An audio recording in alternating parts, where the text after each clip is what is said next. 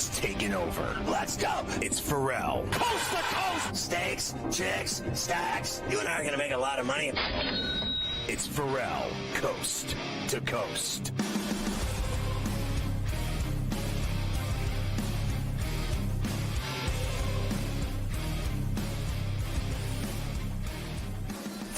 All right, back at Radio Row in Nollins off the French Quarter, getting ready for Sunday's game between the Eagles and the Chiefs. I got Ian Rappaport here from the NFL Network. First of all, let me say that, and I said this earlier to your boy, who did we have on the other day? Pelissero. Your boy, he was on. Now, he's funny because he had remembered that I hadn't seen him in a few years.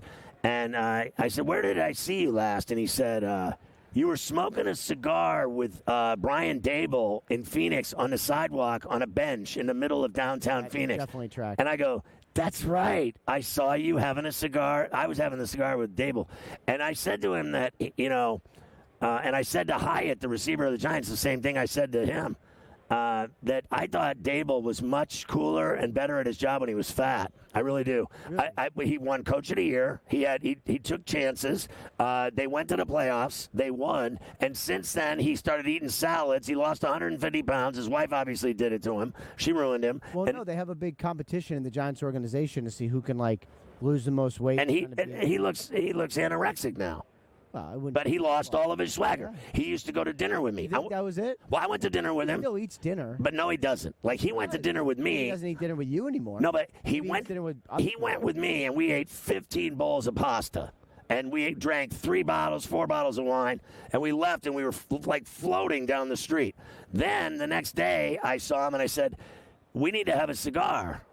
So we walked down the street, sat on a park bench, had a cigar. When he was fat and he enjoyed life. Is fat even the right term? Well, I'm fat. I mean, can we just get down to it? He liked food. He liked. You can call him that. I can't. He was a winner, though. He was a winner, though. I'll call him whatever I want. He also had a quarterback who played a lot better. Yeah, you got that? That is not the only thing. You got that right. There are some other on-field issues, including that he had a quarterback he got playing a little better. So I don't know that it's strictly the weight. No. Can I also say, talking about Tom remembering you, you're a very, very indelible voice in my childhood. Right. Not to date you. Come on. A lot of late-night radio listening. That's right. I don't think we ever met. That's crazy. But you grew up in Boston? I grew up in New York. In New York. So you listen to me on the Fan? Yeah. I was nothing but trouble on the Fan back then. Has anything changed? I think it's so. very cool to hear this voice. It's like radio. I could never picture what you look like, but I could hear your voice and immediately go all right. But did you think I was like a fat old man, bald, actually, bald and fat? Yeah. You thought? Fat, bald. Yeah. Maybe fat. I gotta be honest with you. So those were the days when I was on that station late at night. I caused a lot of trouble. I upset Mike and the Mad Dog immensely. It was funny because it's like a weird sort of almost it was different rivalry, but yeah, weird So they were the greatest thing that ever happened to New York Sports Radio, and then I came along, and I was the rowdiest thing that had ever happened to New York Sports Radio, and the loudest and craziest, and I was playing heavy metal music and pouring beers and serving up drinks, and I had hookers and gambling, and they didn't like that. So it was funny. They hated my guts, right? So fast forward, he admitted it. He admitted it. It wasn't like an act? Well, on the air they said they would quit working at the Fan if they kept airing me. But I was number one for the entire time I was there. So that's not even the good part of the story. The good part of the story is I could care less. If you want to fight with me, I can make fun of anyone. Sure. So I was much better at making fun of them than they were me. One's a skinny twig, the other one's a fat know-it-all, and I was a young dude dunking on fools like that playing basketball. So fast forward, 30 years, and I'm working for Howard Stern. And I was doing his Howard 101. I was on at night. I did this uncensored, filthy, awful, rotten, disgusting, repulsive show that was awesome. And then here comes Russo to do Mad Dog Radio. And he's like, then he saw that I was working for Howard, so he knew that I meant business and that I was, good at what I did finally. He never respected me until he saw me working for Howard. So then one day he goes to lunch with me, and he says to me, I'm sorry for the way we treated you. And I said, listen, I like you. I got no problem with you. And then we became like family because I worked with him for like 10 years. And then I've come to the Super Bowl all these years and sat next to him up on that Sirius stage. And I end up getting along with everybody. I don't have problems with anybody in the business, but that's how it all started. That's so interesting. Yeah, I mean, I didn't know certainly the backstory, but it did always seem like you guys had a rivalry. I didn't know if it was like a fake radio. No, I didn't know him. Real. So I lived in L.A. when I did that show in New York. I actually lived in Huntington Beach, and I did the show in Culver City. I was in 250 markets. I was on all the stations Howard Stern was on. He was on in mornings, I was on at night, and I worked for Mel Karmazin, so that's how it worked. Eventually, they made me move to New York and work at the Fan, and then I worked there many years, and then I went back there a few years ago. I worked there like 10 years with CBS Sports Radio and like Jim Rome. But I've seen you. This is what I told Tom. I said to him just yesterday, whatever, when he was on, I said that I love the Sunday morning NFL network show. I said to him, I think it's the best football show on any network, bar none, not even close. And you have to admit, it is really kick-ass. I mean, it's a great show. I love Game Day Morning. It's one of my favorite things. It's awesome. We got an 8.5-hour pregame show. This Sunday? Which is a lot. It seems to me like every week it's really long because I get up in the morning and I watch it from the minute it's on until I go to Red Zone Channel at 1. And I used to do the games from 1 to 4:30 live on SportsGrid with Gabe Morency, but I don't do it anymore. I just do this Monday to Friday. But that is I'm not even blowing smoke. That is the best show, a football show in the business, and you're in the middle of it. Well, thank you for that. You do a great job. It's a lot that goes into it, and I appreciate that. It's it's what I would sort of hope a show would be, which is fun and very nice, like cool, but a lot of football talk. Like if you're a football fan and you want to learn about your team or see what's coming up, like that is. You are a great reporter. I think I'm good friends with all your competition. All the guys that you do this against, I've known forever, and I don't know you. I'm glad I finally got a chance to meet you. Yeah. I'm a fan of your work. I think you're a great reporter. You're good at what you do. And it's funny because I like your show better than I like my friends. So all my friends that you compete with, I'm going to tell them that I like you more, even though I've known them for 30 years. Like a Glazer was here. I've known him forever, since he was in diapers. I now like you more than him. Hey, Jay, I never liked you to begin with. Jay Glazer. Did you see that? I just did it publicly. That. I'm on Ian Rappaport now. Stay away from me and your wife, too. Well, I'm friends with the family, okay, great. So I can say these things. He walked by me today, manhandled me a little bit, then kept moving. He is dangerous with all that wrestling and MMA stuff. I don't have time for that. My world. You know what? I noticed you earlier in the week, not only for your broadcasting, but for your shoe skills. I did. I told you I saw your low cuts. And so most people go around looking at people's faces to see who's famous. I don't care. I've been doing this 41 years, as you know. I'm painful. But I look at people's shoes. I'm a shoe guy. I collect basketball shoes. Now, these shoes are fantastic, you have to admit. But your shoes, I have those shoes in the red and white. I have the same shoes in the red and white. But your blue ones those are fantastic. What were the low-cut ones you had on yesterday? So these are Jordans. Right. I had on Golden Gooses. I think they were they were like light blue. I think, yeah. They were fantastic. And how about me knowing exactly what shoe you had? I love that. That was a strong, because I didn't care about your outfit. There's not that much you can do with a suit and a shirt, and especially now that we don't wear ties on air. Right. I like wearing a tie, but we don't wear ties on air. So shoes give you a little.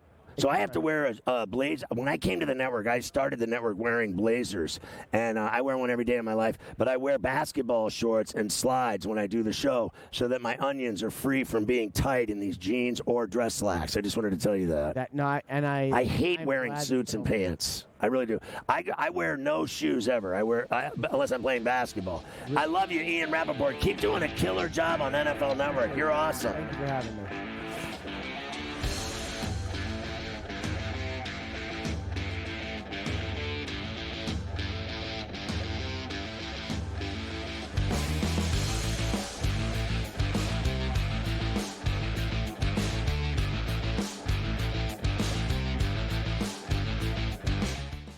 So my team didn't win this weekend, but I still did with this app that's taking over the game. Sports Millions Pick'em lets you make quick and easy predictions. Pick your favorite players, go higher or lower, and you can still win big even if your team loses. Plus, the multiplier is insane. With just a few picks, you can win big money. So get on it. They've got a welcome bonus to help you start off your winning streak.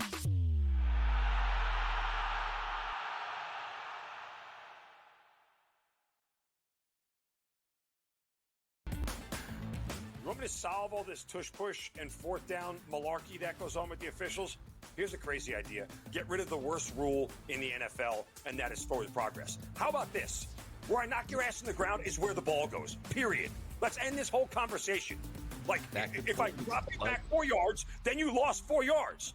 If we get rid of forward progress, this tush-push and everything else is taken care of. Where I put your tail on the ground is where the ball goes. End of conversation. It's the dumbest rule and the most arbitrary rule. The only thing that is a worse call in the NFL than forward progress is the punt that goes out of bounds when you watch the official walk down the sideline having absolutely no clue where that ball crossed over. All I can think of is that Price is Right game go do-de-do-de-do, do-de-do-de-do, as he's walking down the sideline, arbitrarily trying to figure out where the ball crossed over because he's got no clue. The Early Line, only on SportsGrid. Is it just a matter of his contract, his age? I mean, usually things like this get fixed pretty quickly, but this one is not fixed, and now it's just super uncomfortable. The opportunity or the idea of getting another team involved adds more complication to the situation, and it doesn't seem like a resolution is anywhere in sight, but the more suspensions come in, the more it's clear that the saga is over, or his time there is over. Newswire, only on SportsGrid.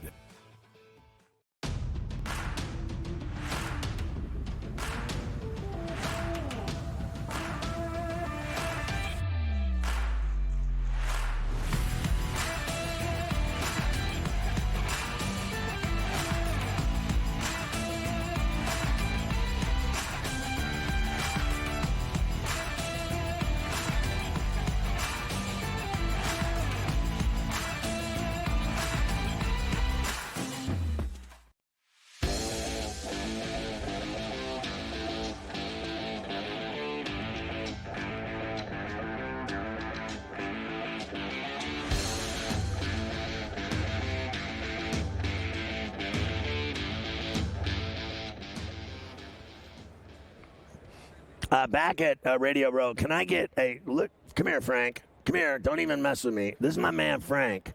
And Mike, you know Frank. And listen, if it wasn't for Frank, I'd be completely F down here. My man Frank and Carl have been extraordinary. They helped me with everything. They set it all up, all the technology, all the lines, all the cameras, all the lighting, all the sets, the monitors, the chairs, the microphones, the headsets, the wires that are dug into my arse. Everything that has happened in the broadcast is because of my man Frank. I love you, Frank. I always love working with you. It's always good seeing you every year. Thank you, brother. I love you. Great job.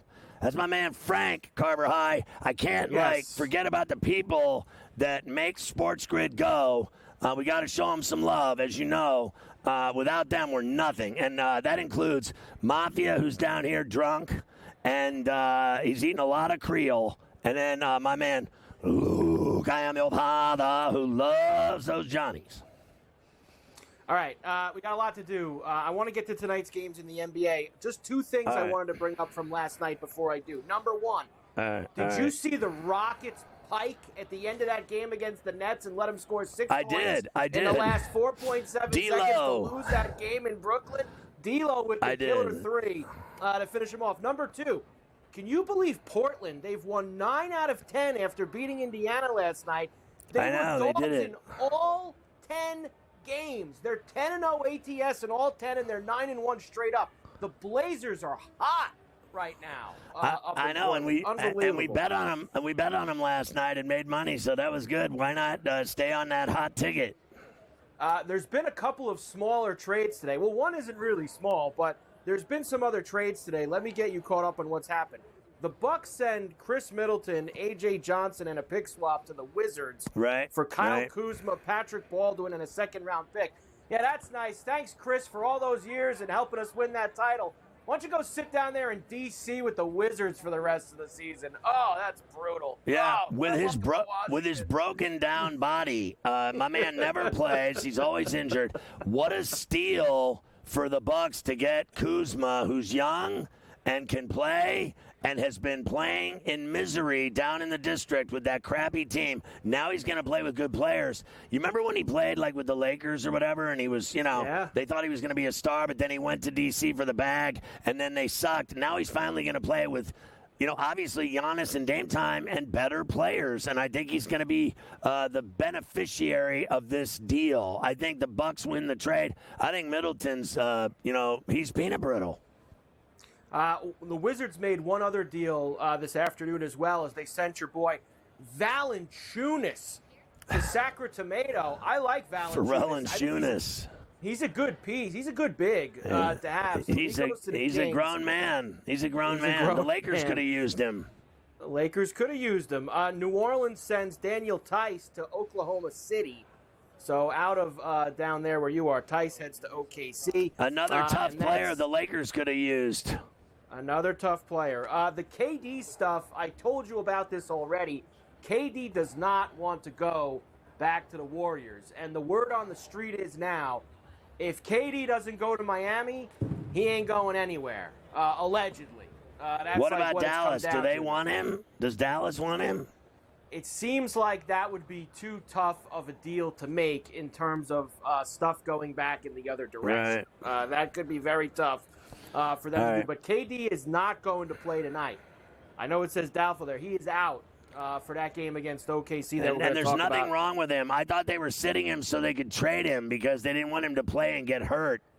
Yeah, that's probably what they are going to do. All right, let's go. Tonight, we'll start in Charlotte, where Milwaukee will take on the Hornets. We'll do that game first. Minus 10.5 for the Bucks tonight at the Hive. 222.5 the total. Yeah, I got to go Bucks. Simple as that. Hornets look terrible lately. I don't blame you. The Cavs, who, of course, lost to Boston last night, they're in Detroit against the Pistons. Cavs minus 5.5, 235.5 the total. Yeah, I wanted to take Cade and the Pistons. I just can't do it. I still think the Cavs should be able to beat them the way they played all year, every night, consistently. They lost last night, so what? They're playing a team tonight that they can beat. The Spurs are in Atlanta against the Hawks. De'Aaron Fox will make his debut for the Spurs tonight, as he'll be alongside Wembanyama. Spurs minus 4.5, 242.5 the total. The way, honestly, like Trae Young the other night hitting that shot to win that bomb at the end, I'm going to take Atlanta at home. I think Fox is going to be great with Wemby, but the first game, I could see it not working right away. It might take a week or two. Wizards are in Brooklyn against the Nets. Nets rare favorites, minus 4.5 at home, 217.5 the total. They'll beat the Wizards. They got some confidence last night with that win. I think they handle Washington.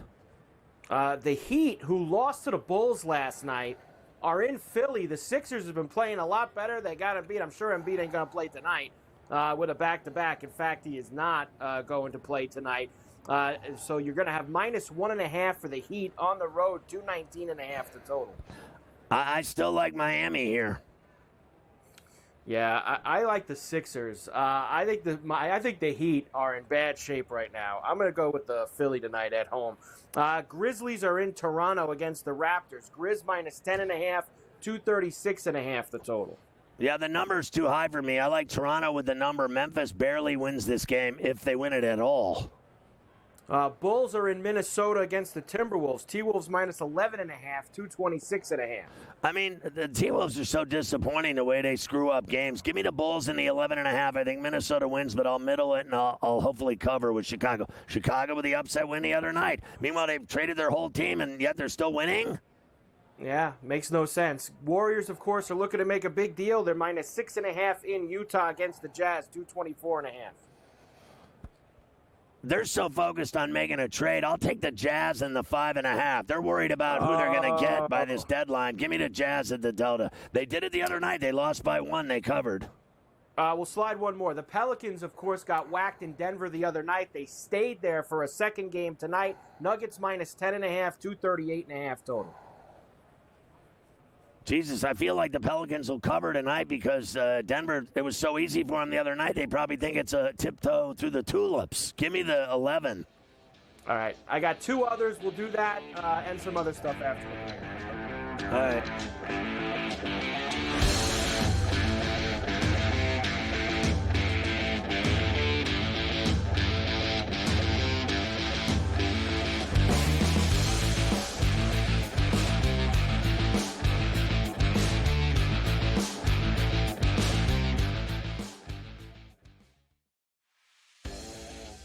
Don't tell anybody.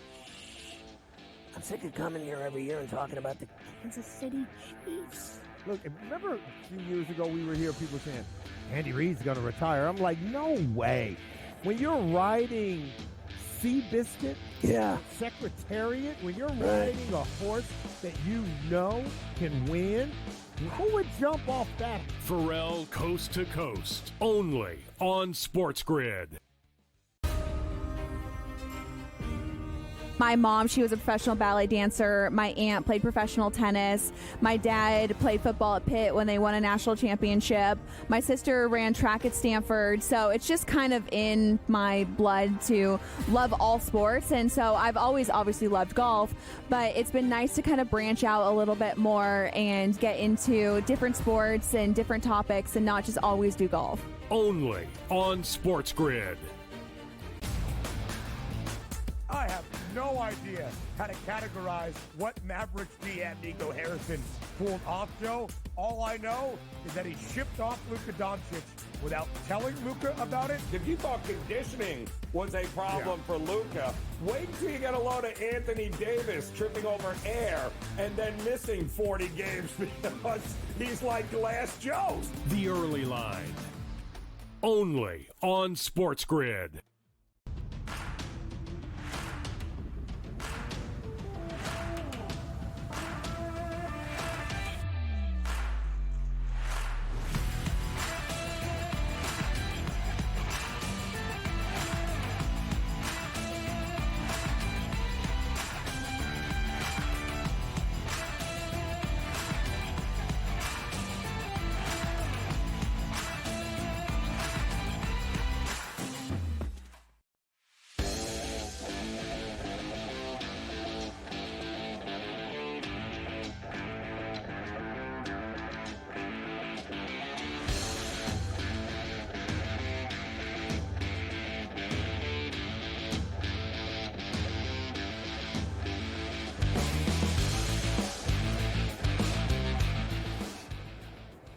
All right, back at Radio Row in New Orleans, and there were still a couple of straggler NBA games, Carver High. Yes, the Suns are in OKC tonight against the Thunder. We already told you no Durant for the Suns. OKC minus 13.5, 229.5 the total. So that means D-Book and Beal are still playing. I'll take that fat 13.5 piece. I think Oak City, is amazing. Shea Gilgeous, amazing. Everything else. I'm going to take a high risk with that 13.5. I mean, it's not easy beating them in a bet. I'll tell you that much. But, every time I bet on a team because Kevin Durant or some stars out, you already know how I do it. Like, if the stars are out, you bet on them, they still cover. If the stars are in and I bet on them, they don't cover. They get their ass beat with Durant playing. So I'm going to take a shot with them without. In fact, if Beal and Booker weren't playing, I'd probably take the 16.5 that it would be. And finally, the Magic are in Sacramento tonight. I saw Levine is going to play. I saw him get introduced this afternoon for Sacramento. Minus 5.5 for the Kings, 218.5 the total. Yeah, he just scores, right? And then I'm looking at the Magic, and they've just been, I think they've lost 4 straight. I'm going to go Kings here at the Golden One, late at 5.5. And Levine has his 20+. He'll have 24 at least. And then I think Sabonis will have a double-double automatic. And I think Monk and everybody else will do their thing as well. There you go. That is your night in the NBA. Plenty of games in the association for you there. Very exciting. All right. Obviously, we're getting a little bit closer to Sunday. We're no change still, by the way. 1.5 and 48.5, where nothing has moved yet. Maybe by the time Friday rolls around, we might get ourselves a little bit of a different look. There's a football game? There is a football game coming up on Sunday between the Eagles and the Chiefs. So now is probably no better time than ever to give you Wednesdays. Let's do Wednesday's props today. Let's go. Let's get to Wednesday's sheet of integrity props for Super Bowl week. Number one on the list, a successful 2-point conversion. We're going to go successessul 2-point conversion plus 120. Of course you have in the game. Next, because you had the octopus Goddard. yesterday, so that was why you had the. I already got a 2-point conversion, so I'm automatic on that. That's it. Now, some of these numbers on the screen, I'm going to let you know. That's not the numbers that I got here. We probably had some problems with the screen. Goddard for 60-plus receiving yards. That's plus 140. Goddard, 60-plus receiving yards in the game. I know you're going to be with me on that one. Patrick Mahomes to throw a pick. Even though they've won these games, Scotty, he does tend to throw one in each of them. So interception for Mahomes, minus 102. I am going to take that. Next up, Travis Kelce. I found my first cross-sport prop of the week. You love these. Whoa.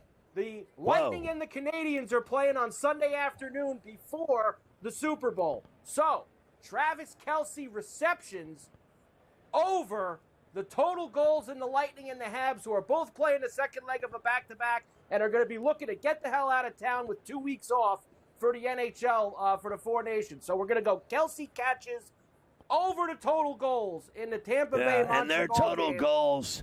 And their total goals will be no more than 5, I would guess. So I'm looking at 6 Kelce catches. Yeah, I think 5.5 will be the number for the hockey game. I think Kelsey's going to get 6, 7, 8 catches. So we go there. And our big bomb for today is A.J. Brown and Travis Kelce to each have 25 or more receiving yards in both halves. Now, I know the trigger there. They both need 25 in the first half. They both need 25 in the second half. Plus 650 for that, but they got to get to 25. So they got to have. So they got to have like 26 yards in each half.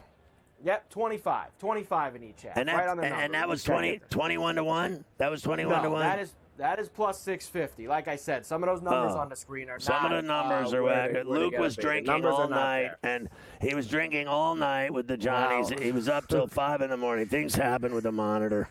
It's all right. So successful 2-point conversion. Goddard 60 yards. Mahomes to throw a pick. Kelce catches over the goals in the Lightning Hab game, and Brown and Kelce to each have 25 yards receiving in both halves. That's the big bomb at plus 650 today. So today's Cover High's Super Bowl props. Wednesday props. The sheet of integrity. He is the rights holder. When we come back, we're going to talk to our buddy from the Gaming Association about naughty gamblers.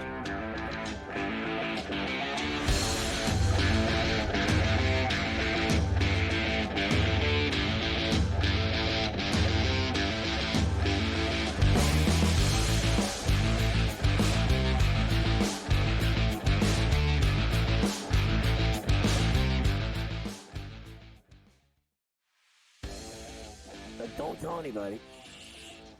I'm sick of coming here every year and talking about the Kansas City Chiefs. Look, remember a few years ago we were here, people saying, Andy Reid's going to retire. I'm like, no way. When you're riding Seabiscuit, Secretariat, when you're riding a horse that you know can win, who would jump off that? Ferrall Coast to Coast, only on SportsGrid.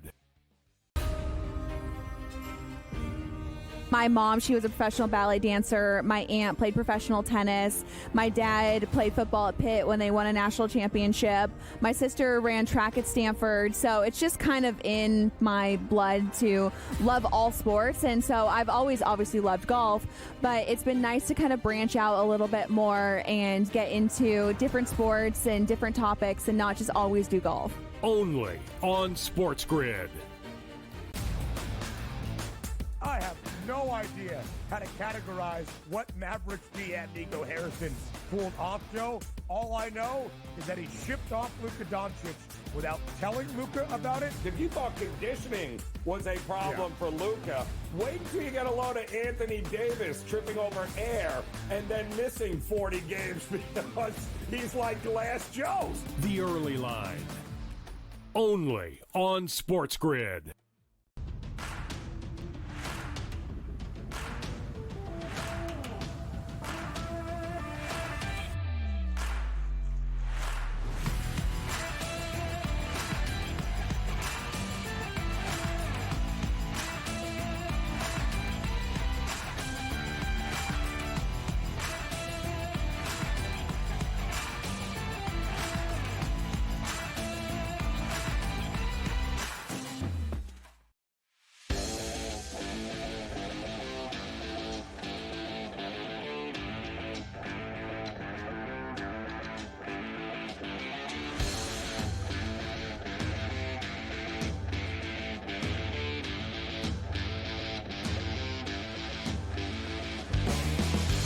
Anything. All right, so back at Radio Row in New Orleans for Super Bowl 59. Obviously, we're in the French Quarter. Joe Maloney's here from the American Gaming Association. Joe, it's good to see you. One of the things I wanted to talk about first with you was that you clearly, in my view, have overthrown Bill for the job. So Bill used to come and do this interview, and I believe you've either killed him or you've replaced him. Something nefarious has gone on between you and Bill. Either that or you have better party skills. Like he was afraid to come to Bourbon Street in New Orleans because of all the Creole and booze and shenanigans, and then you obviously can handle it. I think Bill, said something to the effect of, I've done my time in New Orleans. My jersey's in the rafters. I've done those parties, looking for a little bit more of a quiet experience. So bottom line is, you're telling me that Bill went soft. Bill, there's been no dethroning. Rumors to the contrary are untrue. He is comfortable with his place in New Orleans lore. So he's already established. Kind of a been there, done that with New Orleans. So he's already set the bar high in the standard. I'm only seeking to meet that standard here. You're trying to meet that level of expectation. Correct. So the other day, I was looking at the numbers, the staggering numbers of legal sports bets that'll be made on this football game on Sunday, and it was somewhere around $1.39 billion. Is that in the ballpark? Is that relatively close? You read it correctly. We are estimating a legal wager amount of $1.3 billion just on Sunday on the game in legal U.S. jurisdictions here in the U.S. That's a record number, and Scott, it won't surprise you why. We've continued to add new legal jurisdictions as each year has gone along. So in the last year, we added one small state and one bigger state. So we've added Vermont and North Carolina. So them coming online influences that amount, causes it to go higher. This year, we'll add Missouri, which voters approved via ballot referendum in November. They'll be live in legal. All right, so wait a minute. So wait a minute. Time out. The new states beyond the 38 are which ones? North Carolina and Vermont this year. Okay. And then upcoming this year, we'll see Missouri go online. Definitely. That's 41. Will be 40 and the District of Columbia. So, yes, 41. Potentially more, but the District of Columbia is already in business. They've been. You can go to the sportsbook at the Capital One Center. They're running a sportsbook in there. No, they did not come online this year. I was just saying they're 41 states. Oh, they're in person. Or 40 and the District of Columbia. It's your definition of the District of Columbia as a state or as a territory. Oh, I see. So yes, but they were allowed to bet in D.C. already. They went legal before the pandemic. Right. Yeah. So I knew that because they have a big thing going there. Yeah. So I'd like to ask you about because I have gone on. I was talking with my co-host Mike about it just yesterday when I thought you were here, and you're here today. Thank God. But yesterday I was like, I'm like making fun of California and Texas. Like literally, like how can you like explain to me how? And I'm friends with Gavin Newsom. He's been on my show several times. I've known him forever, before he was the governor. Yeah. Okay. And I just don't understand him. I really don't. I want to ask him, like as a friend, like, are you stupid? because that state has more problems than the entire world put together. Even nations at war have better problems than this guy does. This guy's got more problems than anyone I've ever seen in my life. How in God's name does California not have sports betting? Like, does he not realize the revenue that New York and New Jersey have made? The 51 cents on the dollar in New York. I mean, they're making billions off of sports betting. The longer it takes for those two large populous states to come online, you're just permitting the illegal market to have a monopoly in your state. That's a good point. It will continue to motivate those stakeholders in those states to move the process forward. Just in the past few days, Governor Abbott in Texas came out in full support of online sports betting and sports betting in general in the state of Texas. So what have they been doing?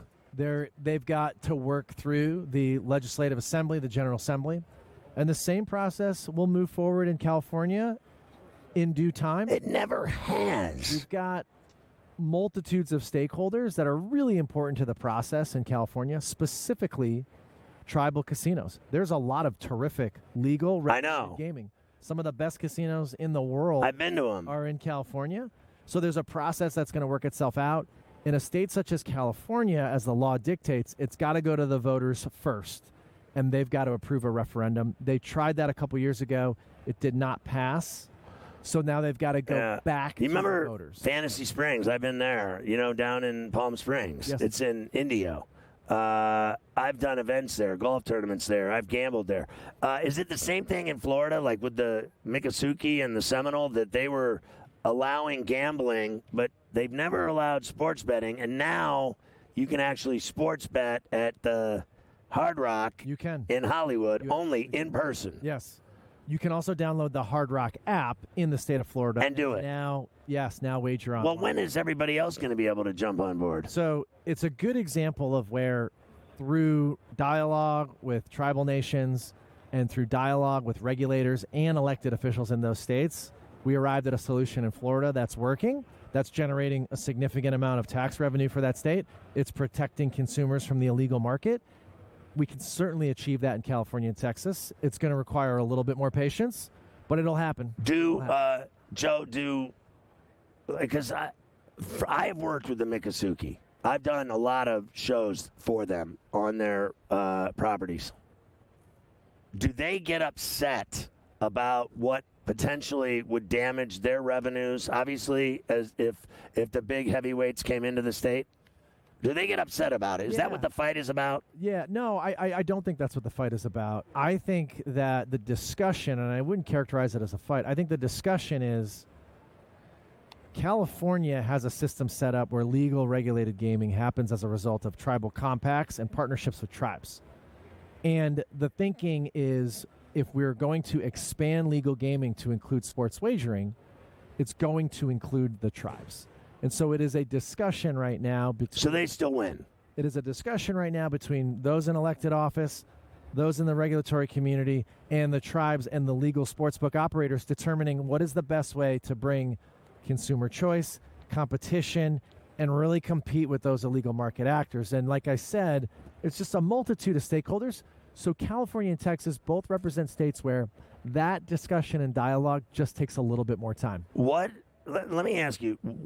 At the AGA, what do they think of? What's your reaction to all of the people that are now getting in trouble because of gambling in college and pro sports? Yeah, no, and it's become a really thorn in the side of sports in short order. Like they've legalized sports betting, and in due time, the bad seeds started coming out of the woodwork. There are people getting fired, thrown out, kicked out of leagues, suspended, gambling rings. What is the thinking at the AGA about all of the, let's just call them problem people that have arisen? Sure. In short, Scott, we believe it firmly that it is an example of the legal system doing its job. I get this a lot. Hey, I never used to read about players being suspended for gambling violations. And I have to say to them, that's because gambling was illegal in this country outside of the state of Nevada for 3 to 4 decades. So leagues and teams didn't need to have gambling policies. Well, now we have legalized wagering at a scale that was unimaginable in 2018. So what happens?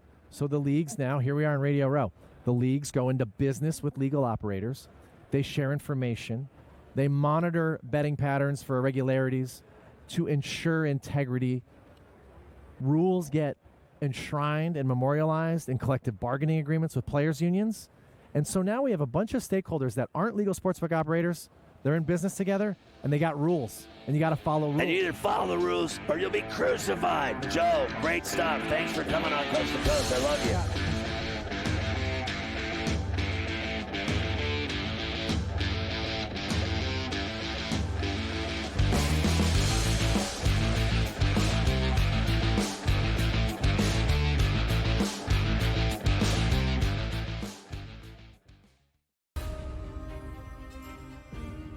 My mom, she was a professional ballet dancer. My aunt played professional tennis. My dad played football at Pitt when they won a national championship. My sister ran track at Stanford. So it's just kind of in my blood to love all sports. And so I've always obviously loved golf, but it's been nice to kind of branch out a little bit more and get into different sports and different topics and not just always do golf. Only on SportsGrid. To solve all this tush-push and fourth down malarkey that goes on with the officials, here's a crazy idea. Get rid of the worst rule in the NFL, and that is forward progress. How about this? Where I knock your ass in the ground is where the ball goes, period. Let's end this whole conversation. Like, if I drop you back 4 yards, then you lost 4 yards. If we get rid of forward progress, this tush-push and everything else is taken care of. Where I put your tail on the ground is where the ball goes. End of conversation. It's the dumbest rule and the most arbitrary rule. The only thing that is a worse call in the NFL than forward progress is the punt that goes out of bounds when you watch the official walk down the sideline having absolutely no clue where that ball crossed over. All I can think of is that Price is Right game go do-de-do-de-do, do-de-do-de-do, as he's walking down the sideline, arbitrarily trying to figure out where the ball crossed over because he's got no clue. The Early Line, only on SportsGrid.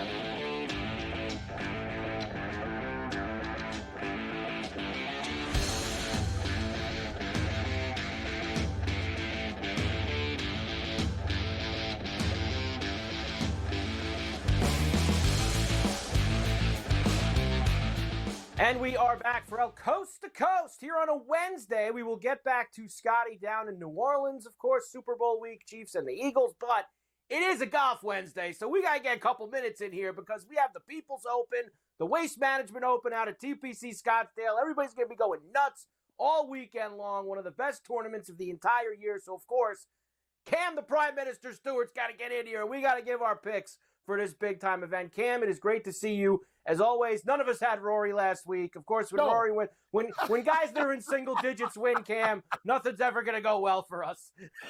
I love you, Carver. I wish we were there. We're doing beer snakes. But I'll tell you, the Wasted Management Open, you're right. The People's Tournament, it's on my bucket list, buddy. I know you got kids now, but we got to get down there one year and just fire it up before we become seniors because we're getting closer. But anyway, Brady Cannon had Tommy Kim last week, and I'm like, come on, Tom. We could do this. And, Rory. I got to give Rory credit.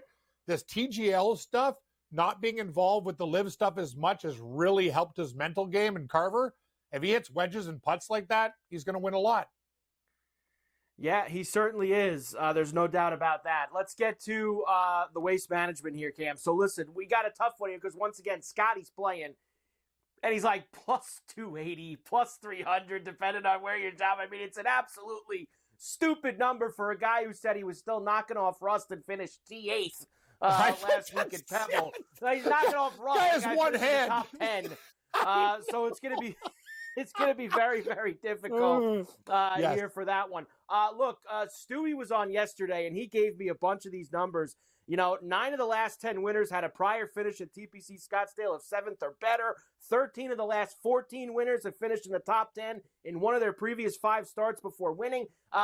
Their trends have worked very well at this event, Cam. Other than Nick Taylor last year, you're going to usually get a heavy hitter amongst the club. So let's get into it, Cam, with who me and you like this week. I will start with my outrights, and I am going to go with a couple of big guys at the top of this board, including Justin Thomas, 14-1. We know second on the choice after him, but JT has played great here in the past. I am going to take a shot with him this week. Mr. Burns, Sam Burns, also great history here, 25-1. I can't quit Tom Kim now, Cam. He's come close a couple times. I got to stay on him until he gets across the line, 30-1. Tagala, 2 top 10s in the last 3 years here. I'll take it. I know he hasn't played well, so he doesn't exactly fit that trend I was giving you, but 45-1. Billy Ho, 60-1. And the big bomb. I went big this week for the bomb, Cam. How about this Matt McCarty? Oh, he's Remember good. He won in Utah in the fall? Yep. He grew up at this golf course, going to this event. He's from Scottsdale, knows the place extremely well. That's enough for me to take a 300-1 bomb with.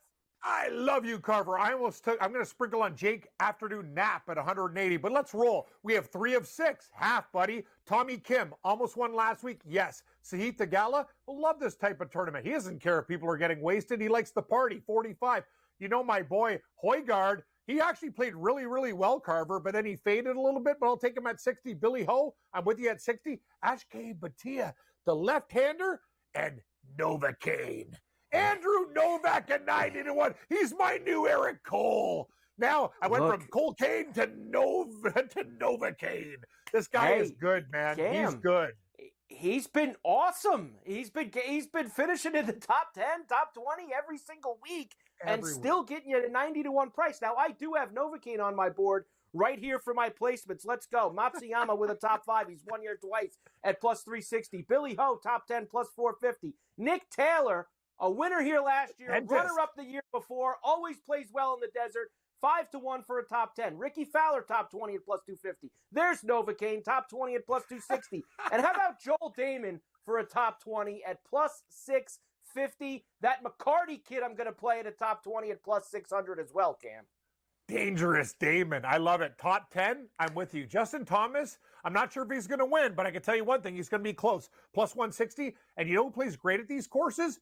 The Japanese, like Sun Jae-im, the Korean, and Hideki Matsuyama love playing in the desert. Matsuyama's plus 170. Straka, plus 160. I got Matt Fitzpatrick, plus 200. Kitayama, plus 210. And JJ Spawn at plus 220. For my top 20s, Carver, I have a good feeling about this week. A really good feeling.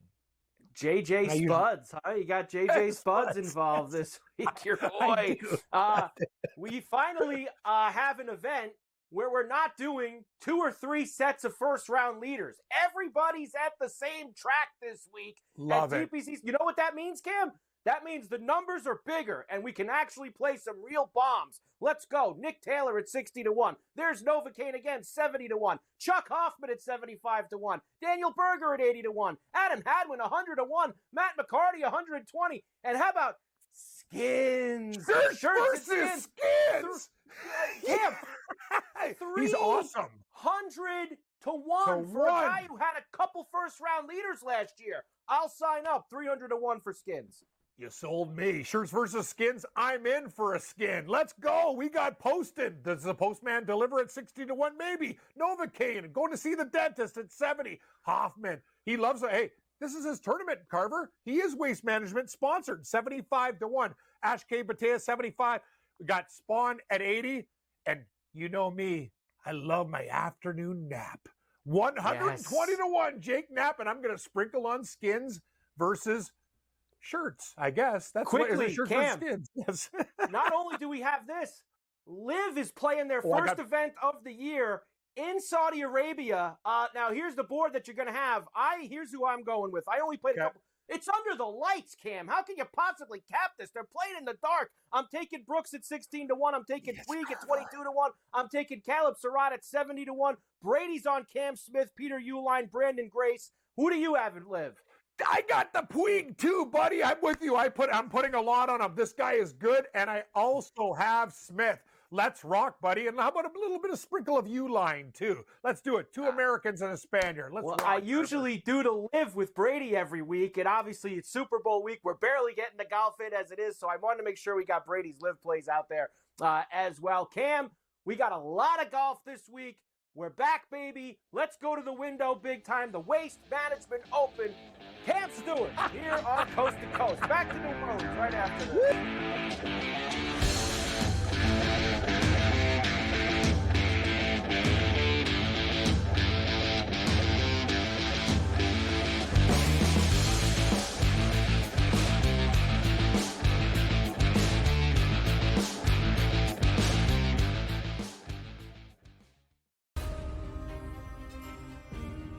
My mom, she was a professional ballet dancer. My aunt played professional tennis.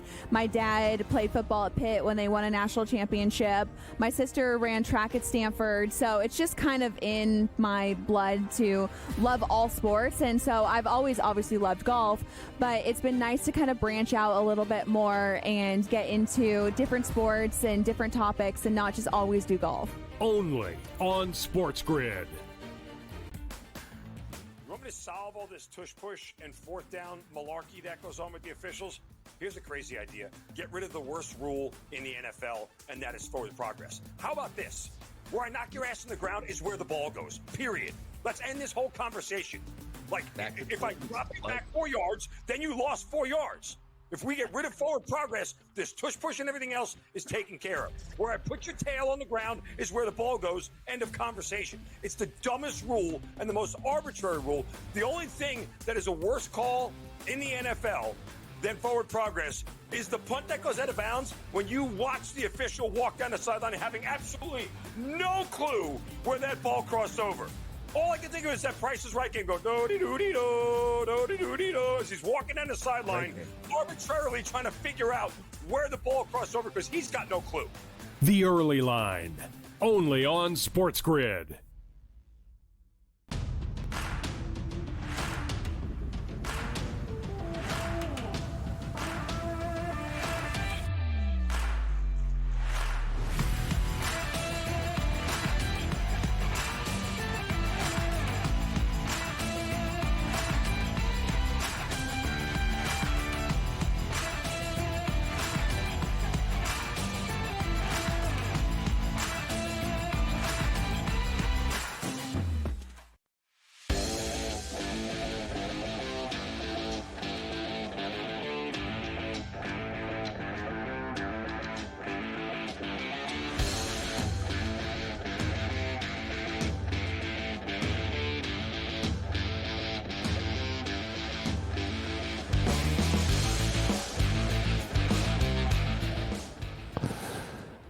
My favorite shot is always when Foster's Lager rolls by. It really is. It really is. I love Foster's Lager. He's here helping me out. He's done a great job with Mafia. Mafia and I just looked for a reservation at the Oyster House. It apparently the Acme Oyster House. I don't need a reservation, so if anyone wants to party with me, I'm going to go there at 6:30, and I'm going to drink more rum than anybody, and I'm also going to eat more oysters than anybody. So it is on like Donkey Kong, and I'm going to do all of them. The ones Carver High told me which oysters to eat, the grilled ones, the fried ones, the raw ones. That place doesn't take reservations, but you might. Don't get upset. You know, they might have a little line down the door, but you'll get in there. It's okay. You'll get in the Acme. That's all right. All right, here we I'm go. going to have 3 or 4 doubles before I go, I just wanted to say. So I'll be all right. Well, listen, we got 4 minutes, and we got a lot of games. Let's go. College All right, go Rackets. ahead. Oregon visits Michigan. Butler visiting Seton Hall. Duke is at the Dome tonight against Syracuse. Missouri against Tennessee. Cincinnati at UCF. All right, so Oregon's going to go there and lose, but I say they cover that number at Chrysler. I think Butler beats the Hall at the Rock. Duke's going to impale Cuse at the Dome. I like Tennessee at home with the defense in Knoxville against Missouri. And Central Florida in Orlando gets it done against Cincinnati. Louisville is in Chestnut Hill tonight against the Fighting Bluets. George Mason and George Washington. great game. What a game. In the A-10 tonight. You also have Tulsa, Memphis, West Virginia, TCU, Illinois visiting the State University of New Jersey. How about GW with the upset at home, getting the points? I've seen it move to just 1. They're getting 1, but if I can get it at 3.5, I'm going to lose my mind. How about BC? We've seen them with the upsets. I'll take that wood in Chestnut Hill against Louisville. Memphis at home at the FedEx. I think that burger's too big. I think it's too big. I don't like laying 18.5. West Virginia, I like their shot in Dallas against TCU. Illinois is flat out better than Rutgers, but you're giving me 7.5 at the rack. I'm on it with your boy Ace Bailey. He can light it up for a 35-piece, so give me Rutgers at home. I think that Pico guy might be in trouble. They were supposed to win tons of games this year, and they haven't. And at some point, they're going to whack that dude. Creighton visiting Providence. Colorado's at Utah. SMU at Virginia Tech. How about this one in the Valley tonight? Belmont and Bradley, both teams really good, and Nova visiting DePaul. Yeah, I think that number's too big in that Belmont game. I'll take the points there. I like Villanova in Chicago against DePaul. I like SMU at Blacksburg. I wonder about that number, though. If 6.5 might be enough for the Hokies, I'll take the number with the Hokies in their gym. I like Utah and Salt Lake Shakers. Colorado sucks monkey onions, and I like Creighton at Providence. I'm not done. Arkansas is at Texas tonight. Cal on the road. LSU visiting Georgia. Nebraska's at Washington late night. NC State, the long trip to Berkeley. Wake Forest, the long trip to Palo Alto. Yeah, I like Stanford at home at Maples. I like Cal at Berkeley. I like Nebraska's been playing great. I like them in Seattle against Washington. I like Georgia at home in Athens and Texas at the Moody over the Hogs, who are coming off their big win at Kentucky. They lose in Austin tonight, though, I think, to the Longhorns. All right, here we go. 3 games in hockey tonight. Here we go. Everybody loves hockey. Boston's at the Rangers. Edmonton is in Chicago, and Montreal is in Los Angeles against the Kings. You know that. That's Rangers, Oilers, Kings. Boom, boom, boom. Rangers, Oilers, Kings, boom, boom, boom. The Dodgers trade Ryan Brazier to the Cubs. Yankees re-sign Jim Hill. Maybe my mom used to call a bra a Brazier. Yes. Boston and St. Louis have discussed a Nolan Arenado trade, and there are 50 days until opening day in Major League Baseball. There you go. Got it all. All right, Ferrall finished. Trump to ban trans athletes in women's sports. Another executive order from the president. George Mason students win a lawsuit after criticizing a proposal to add tampons in the men's bathrooms. Can we not have tampons in the men's room? Can you imagine here at the Radio Row if I had a tampon box in the men's room? 100,000 eggs worth $40,000 stolen from a Pennsylvania business as the nation scrambles with eggflation. No pun intended, Carver High. Scrambling with eggflation. GTD is next.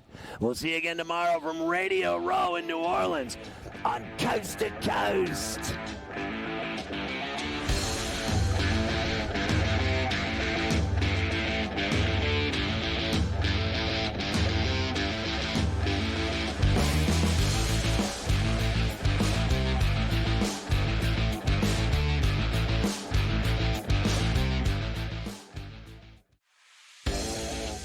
Don't tell anybody. Shh. I'm sick of coming here every year and talking about the Kansas City Chiefs. Look, remember a few years ago we were here, people saying, Andy Reid's going to retire. I'm like, no way. When you're riding Seabiscuit, Secretariat, when you're riding a horse that you know can win, who would jump off that? Ferrall Coast to Coast, only on SportsGrid. My mom, she was a professional ballet dancer. My aunt played professional tennis. My dad played football at Pitt when they won a national championship. My sister ran track at Stanford. So it's just kind of in my blood to love all sports. And so I've always obviously loved golf, but it's been nice to kind of branch out a little bit more and get into different sports and different topics and not just always do golf. Only on SportsGrid. no idea how to categorize what Mavericks GM Nico Harrison pulled off, Joe. All I know is that he shipped off Luka Doncic without telling Luka about it. If you thought conditioning was a problem for Luka, wait until you get a load of Anthony Davis tripping over air and then missing 40 games because he's like Glass Joe's. The Early Line. Only on SportsGrid.